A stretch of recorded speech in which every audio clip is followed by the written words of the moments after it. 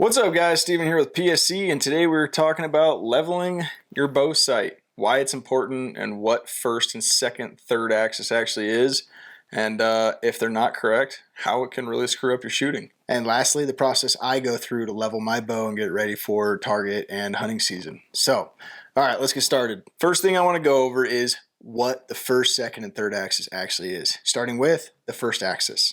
Most people nowadays shoot slider sights. The first axis still applies to a non-slider sight, but the easiest way to describe a first axis is the actual body and the sight itself being level with the bow itself. And with a slider sight, the easiest way to explain that is the rail on the slider being perfectly perpendicular to the earth when it goes up and down. If your rail is not perfectly level and it's actually canted and that sight is moving up and down, you may be perfectly sighted in at 20 yards. When you drop that sight all the way down to 80 yards, you're going to be hitting right or left because that track is actually moving to the right or left. It's not perfectly moving on a vertical plane. If your first axis isn't on, it's going to induce problems. You're going to sight in at 20 yards, you're going to be good, you're going to get out to 50 yards, you're like, oh, I'm hitting a little bit right. And then you move your sight to the right, you get back 20 yards, you're hitting a little bit left. It's because your sight is actually moving right and left as you move it up and down that track. Your second axis is very tightly correlated with your first axis, but you want to think about it is more of the actual head itself. If you have a multi-pin sight, you want all three pins to be perfectly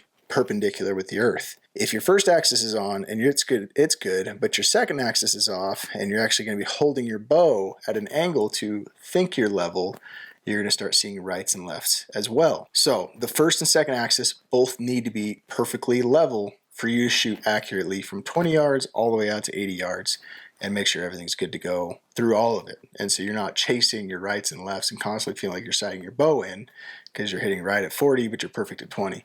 Third axis has to do with your up and your downhill shots. When your first and second axis is perfect and you go to shoot downhill, I want you to think about your third axis as the face of your sight perfectly flush with you or perpendicular to your arrow.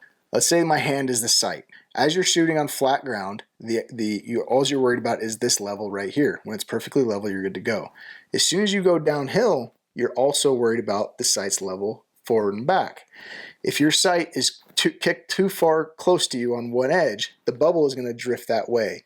Say it's too close on the right hand side, the bubble drifts to the right and you're going to cant your bow to the right to get that level to go back to center. That's how you're going to see your right and left impacts on your downhill and your uphill. It doesn't take a whole lot to be off to see those right and left shifts. It can be really drastic really fast, especially nowadays with those tack events, taking those 90-yard downhill shots. If your third axis is not on, you're not going to be hitting those little targets and your arrow is going to eat those rocks. So third axis is very important when it comes to hunting, being really confident in your bow and ready to rock and roll. Now that we have gone over all of that, let's go over how to actually level your bow. Every sight is a little bit different on how they level. This dialed sight has micro adjust first axis, micro adjust second axis, and just an adjustable third axis. First thing you want to do is you want to take your level. There's a lot of different kinds of levels out there. What I use is a Hamsky level. This second generation level has a bubble on top. This bubble on top allows you to level this string perfectly level, right and left, and forward and back. If you want to have this, string perfect like a plumb bob. A bow vise is really nice in this situation. If you don't have one of these, it can be kind of a pain, but there's ways to do it against door jambs or walls or something along those lines, something where you can hold your bow perfectly level while you make adjustments to your sight. Once this level is perfect and your bow is perfectly level forward and back and right and left, I like to take a second level. You can remove this if you want, and you can use this level again, so you don't need two levels. I like to have two levels just so I can leave this one here to be sure that this bubble is level to when I actually go up here and I can kind of go back and forth and check to make sure this bubble hasn't moved. The first step of leveling your first axis is mounting your level to the actual rail itself.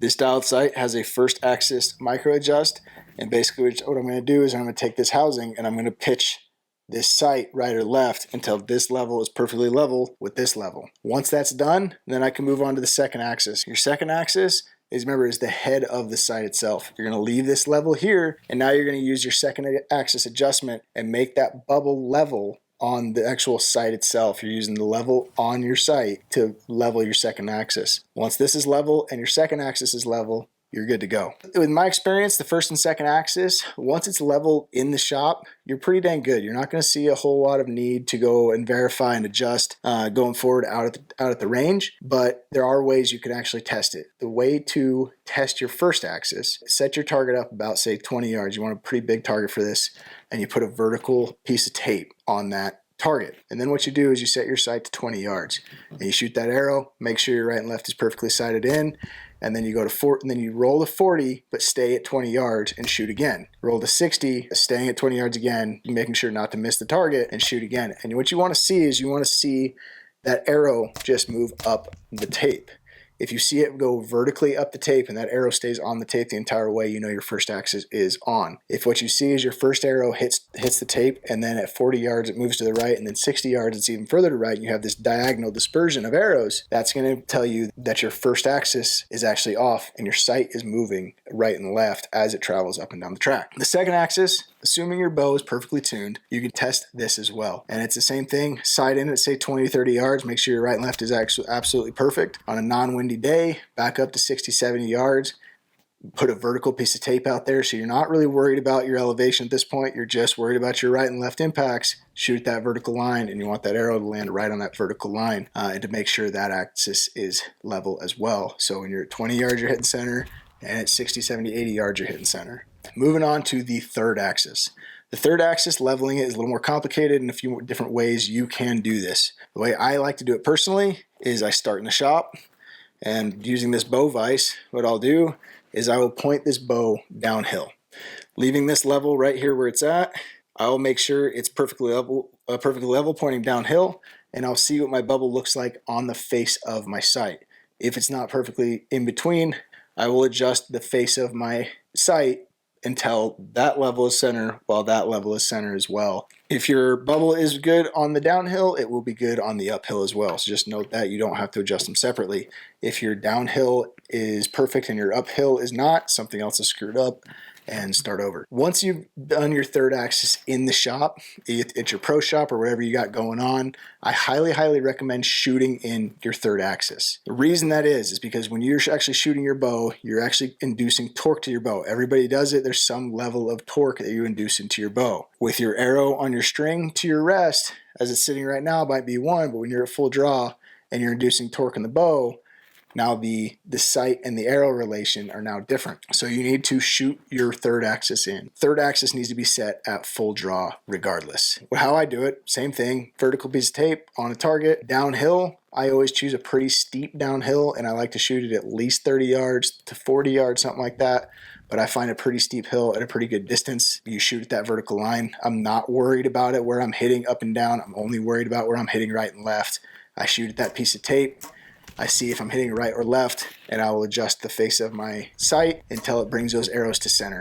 And then once your downhill is set, your uphill will be set as well, but it is still a good idea to shoot uphill as well to make sure your third axis is set perfectly.